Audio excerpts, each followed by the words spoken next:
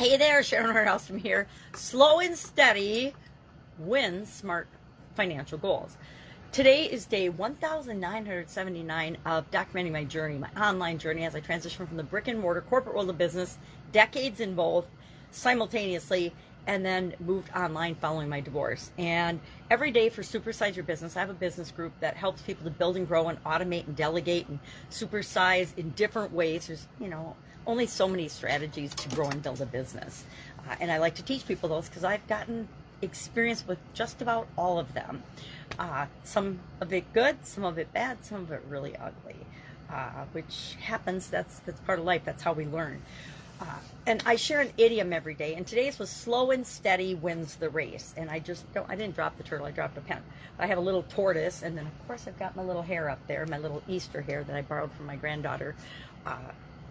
And we all know the story of the tortoise and the hare. At least most of us do. And if we don't, it's worth a read. It's an Aesop fable. He was a Greek writer that wrote lots of fables, and many of them turned into proverbs and lessons and have been repeated over and over again for hundreds of years because the lesson learned is so powerful.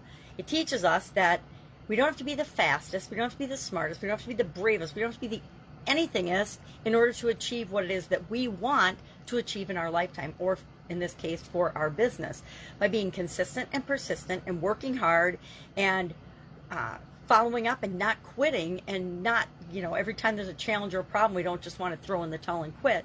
By staying the course, we will create the business that we want. We will create the life we want. We will achieve our goals and objectives. It's why I am such a big believer in annual challenges. If I devote a year to creating something or achieving something I want in my life and do just one little thing every day, I guarantee I'll get it. I get it every year. I get my goals every year because I break them down into little teeny daily bite-sized pieces. And when we are consistent, and if you do something every day, you're definitely consistent. If you're persistent, if you do something every day and you do it more than once, you're persistent.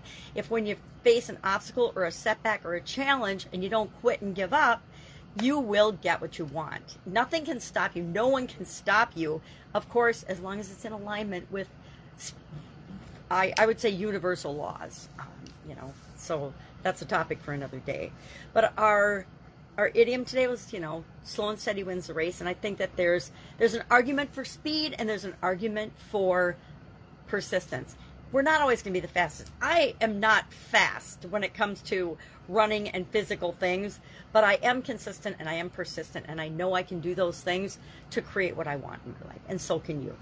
So our annual challenge, we're working on financial goals, and the second step of the process that we identified in January for this year's challenge, we came up with our own process. We looked at a bunch of different frameworks, a bunch of different goal processes in January, and we went through and sifted through all those, voted, and we picked a process, a 7-step process. So at the end of each month, and we're focusing on a different life framework area every month.